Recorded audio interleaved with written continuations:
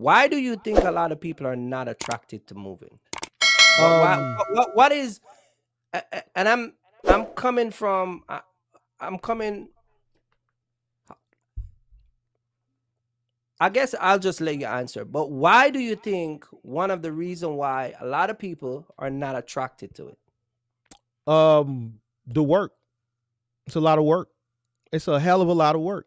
It's a lot of goddamn work, Kirk. A So when lot of fucking work. I know, but when you say the work, so let's just say somebody call you, right? You go over Mhm, there, give an estimate, right? mhm. Um, it's gonna be five of us is gonna move a person, right? Four or five That's a of us, that's a big depend. move. Then that's a big Right, move. right. I'm talking about a big move, right? Hmm, hmm. How do y'all put together to say, okay, this is a plan, this is how we gonna do it, and then like walk us through the steps between, you already get an estimate, deal is already sealed, from the driver walking in through that doors with the helper, getting everything ready, Hmm. then put it on the truck. Like So walk us through that process. so I've done this before, but I'll say it again.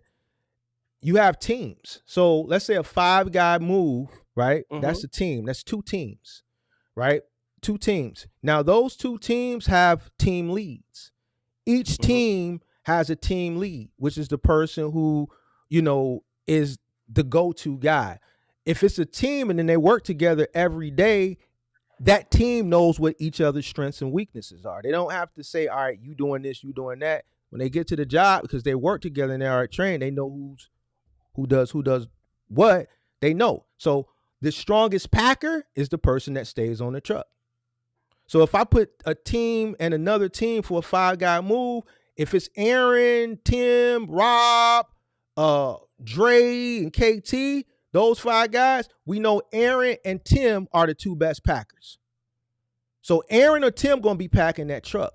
We know Dre and KT just a laborer. KT don't want to talk to the customer.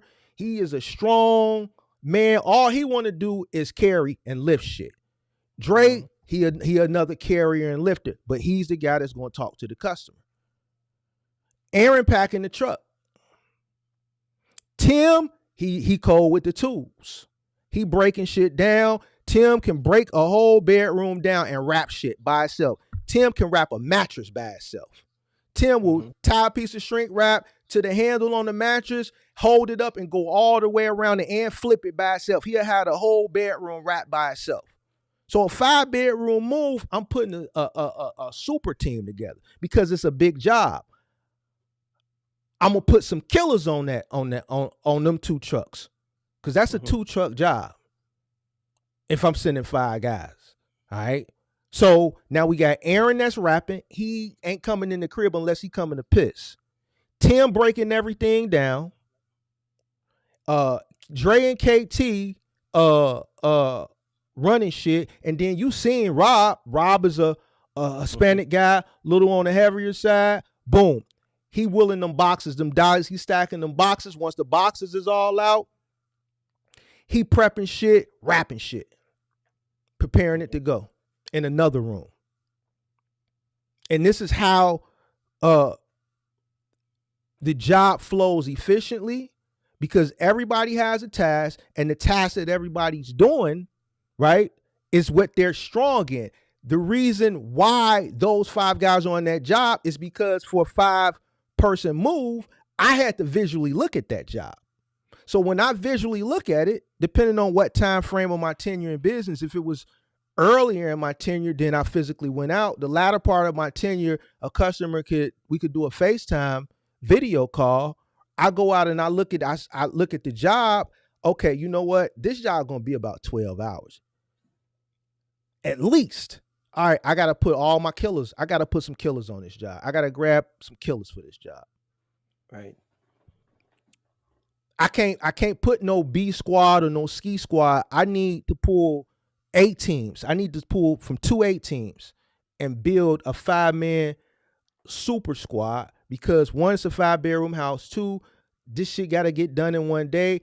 Three, all this shit is nice. So I need people that's gonna come in, be efficient, not tear no shit up, and we got to get this shit on this one or this two trucks, whatever it's requiring, because it's inefficient and it's unprofessional to make two trips. So I have to scope it out and plan it out and call it right the first time.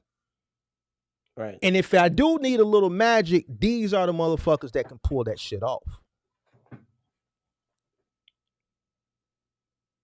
And that's how you do that shit. So you think that so you think that these guys are just not organized like the way you just described it? Do you think they don't have the manpower? Do you think that is something that what do you think that just let a lot of people not interested? Do you think it's just it's work, bro? Listen, bro, my shoulder's still fucked up. Like you like moving is taxing on your body, and the more you scale up and moving, the more difficult the moves become. You get to doing 4 and 5 bedroom homes, you get to dealing with more well-to-do people, right? And more well-to-do people have more money to spend on furniture, so they're not going to Bob's. They're not going to IKEA. The furniture ain't light. They're not buying pressed wood dressers. This shit is real oak wood, and this shit is heavy.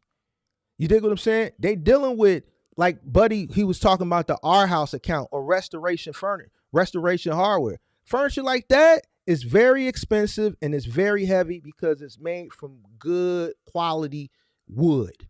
It's real wood, right? Mm-hmm. You'll mess around, and I went to a person, was a really big home, and the master bedroom had a loft. So you had a huge master bedroom with a huge walk-in shoe closet room, and then you walk through the walk-in shoe closet room to the walk-in closet where one wall was glass, and then you had wraparound clothes and shelves, and then in the middle of the room, it was like a bench for the person to sit down and get dressed, with a full floor-to-ceiling mirror across the other side of the room. And in the bedroom, right above the bed, it was a spiral wraparound stair that had another room lofted over the master bedroom that was fully furnished.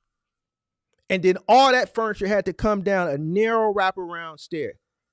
And you can't damage nothing. You can't scratch nothing because this is a very expensive house and all the furniture is exquisite. Mm-hmm. So the reason people don't want to do moving is, one, it's a lot of work. It's a lot of physical labor, right? Because that's the only thing that's stopping people, right? I mean, we can say finding the workers and shit like that. But if something pays so much, and we've proven that, I've proven it. People have come up that have denounced it. Remember when I first started making content and they was making fun of me and said, oh, don't nobody want to lift all that heavy ass shit. This, right, that, OTR, Amazon. And then a lot of those guys that believe that, you seen people one by one come over, man, Mark, I didn't like you at first, man. I failed at OTR. It got critical OTR. I just came back and I gave the moving a try, and you write that moving money different. I love this shit. Right.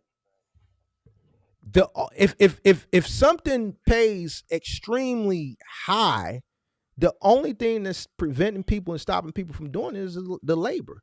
And in some cases, I don't blame some people, because if you're not fit and equipped to do this type of work, you shouldn't do it.